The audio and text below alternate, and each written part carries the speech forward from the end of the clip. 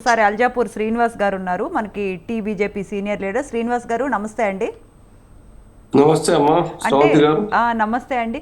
ఇప్పుడు శ్రీనివాస్ గారు, ఇప్పుడు అమిత్ షా వ్యాఖ్యలపై బీఆర్ఎస్ స్పందన ఏంటండి? ఎందుకు బీఆర్ఎస్ వాళ్ళు ఇంకా స్పందించట్లేదు?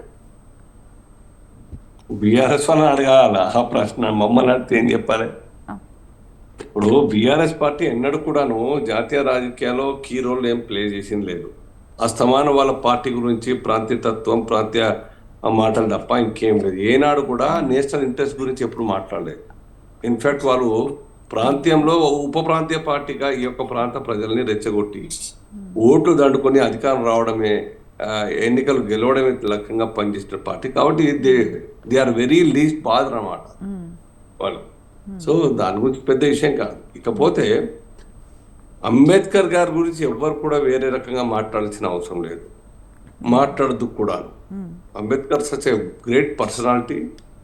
వారి యొక్క చరిత్ర చదివితే కంట నీళ్ళు వస్తాయి. నేను చాలా మాట్లాడుతూ ఉంటాం మేమంతా కూడాను అనేక సందర్భాల్లో, జయంతి సందర్భంలో లేకుంటే వర్ధంతి సందర్భంలో, ఇంకా అనేక సందర్భాల్లో ప్రజల యొక్క మనోభావాలు ఏ రకంగా అంబేద్కర్ గారి పట్ల ఉంటుంది అన్నది మాకు అందరికి తెలుసు. కానీ దురదృష్టం ఏంటంటే అంతటి మహాత్ముడిని, ఇన్ఫ్యాక్ట్ మహాత్ముడు వారు, ఇంతకుముందే సుబ్బరాజు గారు చెప్పినారు, ఎంత కష్టపడి ఆ లైబ్రరీని ఫుల్లీ వాడుకొని ఎంత మేధస్సులు సంపాదించినటువంటి ఒక అంబేద్కర్ వారు దొరికినటువంటి గౌరవం ఏంది యొక్క సర్కార్లో. 1947 నుంచి పడితే 51 దాకా వారు 4 సంవత్సరాల పైచలకు మినిస్టర్గా ఉన్నారు. ఎందుకు ఆ క్యాబినెట్, ఫస్ట్ క్యాబినెట్ నుంచి బయటికి రావాల్సి వచ్చింది? ఏ ఏ కారణాల చేత కాంగ్రెస్ పార్టీని వదిలి, నెహ్రూ యొక్క ప్రైమ్ మినిస్టర్ని వదిలి బయటికి వచ్చినారు?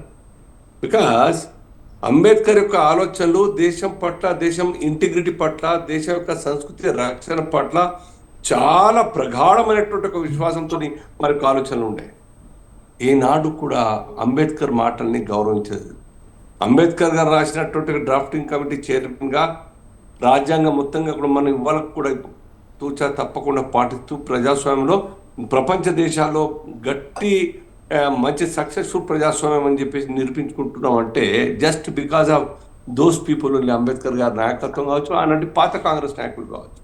బట్ కాంగ్రెస్, ఈనాటి కాంగ్రెస్ కావచ్చు, ఆనాటి నెహ్రూ గారి యొక్క నాయకత్వంలో కొద్దిమంది నాయకులు కావచ్చు, ఏనాడు కూడా అంబేద్కర్ గౌరవించలేదు. గౌరవించి ఉంటే శ్రావంతి గారు బాంబేలో, నార్త్ బాంబే నుంచి ఓడిపోయేవారు కాదు. వారు కాంగ్రెస్కి వెళ్ళి కాంటాక్ట్ చేయలేదు. సెకండ్ టైం 54లో బండారాలో, మహారాష్ట్ర బండారాలో ఆయన 3rd ప్లేస్ పంపించింది కాంగ్రెస్, గెలిచింది 2 చోట్ల కూడా. ఏమిచ్చినారు వారికి గౌరవం చెప్పండి? 152లో మన 54లో అంబేద్కర్ గారి పట్ల గౌరవం ఉంటే ఈనాడు ఇచ్చేవారు. రాజ్యసభ నామినేటెడ్ ఇచ్చినారు, మినిస్టర్గా కొనసాగినారు. కానీ వారు వెళ్ళిపోయేటట్టుగా వ్యవహరించినారు.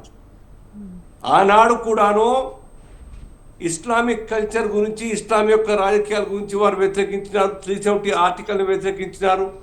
ఇంటిగ్రిటీగా ఉండాలి ఈ దేశం, it has its own different distinct culture. ఈ దేశం దీన్ని రక్షించుకోవాలని ఆలోచనతో ఉన్నారు. వారికి పర్సనల్గా అనేక బాధలు కలిగిన జీవితంలో అనేక ఆటుపోట్లు, హిందుత్వం పట్ల, హిందుత్వంలోని కొన్ని శక్తుల పట్ల వారికి అవమానం జరిగినా ఏనాడు కూడా హిందుత్వం పట్ల నెగిటివ్గా మాట్లాడలేదు.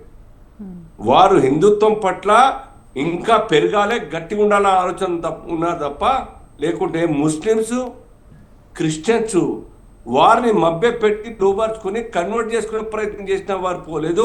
లాస్ట్ 56లో వారు బుద్ధిజం తీసుకున్నారు తప్ప ఇంకో మతానికి పోలేదు. ఈ దేశంలో పుట్టిన బుద్ధిజం కాబట్టి నేను తీసుకుంటున్నాను అని చెప్పినారు, అంతే తప్ప ఇంకేం. వారి గురించి కాంగ్రెస్ పార్టీ నైదర్ భారత్ రత్న గురించి రికమెండ్ చేయలేదు, ఏనాడు కూడా వారి పట్ల వారి యొక్క విగ్రహం పెదమతో పెడదామనే ఆలోచన లేకుండా పార్లమెంట్ కానీ ఇంకా బయట కానీ వారి యొక్క మెమోరియల్ ఇవన్నీ కూడా మెమోరీస్ కోసం ఈ దేశంలో ఎక్కడ కూడా పెట్టలేదు.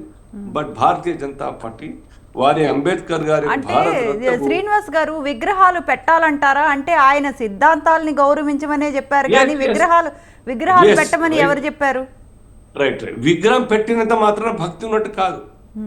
వారి ఆలోచనలు ఈ దేశ ప్రజల కోసం, వారి యొక్క సిద్ధాంతం దేశ ప్రజల కోసం ఏ మేరకు మేము అమలు పరుస్తున్నాం అనేది ఆలోచించాలి. అది ఆలోచిస్తూ ఆచరణ చేస్తున్నది భారతీయ జనతా పార్టీ. పార్టీ కాదు, సర్కార్లు కూడా, రాష్ట్రాల్లో, కేంద్రంలో ఇవాళ సమానత్వం, సమరసత గురించి ఎవరు మాట్లాడుతున్నారు, ఎవరు పనిచేస్తున్నారు? ఆ రకంగా కుల మత రహిత ప్రజాపాలన చేస్తున్నది భారతీయ జనతా పార్టీ సర్కార్ కదా, మోదీ సర్కార్ కదా. ఆయా అంటే ఇప్పుడు రాష్ట్రాల్లో కాంగ్రెస్ వాళ్ళు ఆరోపిస్తుంది ఏంటంటే మీకు స్వాతంత్ర నిర్మాణంలో లేదు, కూడా లేదు, పాత్ర మేడం, లేదు, మేడం. ఇంగ్లీష్ సార్ వాళ్ళకి కొద్దిగా తావేదారులుగా ఏం పనిచేశారు అని కూడా కాంగ్రెస్ వాళ్ళు ఆరోపిస్తూ ఉన్నారు. మీకు భారతీయ ఏం జనతా పనిచేశారు? పార్టీకి స్వాతంత్ర నిర్మాణంలో పాత్ర లేదా అండి?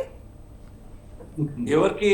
భారతీయ జనతా పార్టీకి అప్పుడు ఇది భారతీయ జనతా పార్టీ లేదు కదా 1947 వరకు. ఉమ్. 47, అందుకే 51 లో అందుకే మీకు భారతీయ వాల్యూ జనతా తెలీదు పార్టీ అని ఆరోపిస్తూ ఉన్నారు.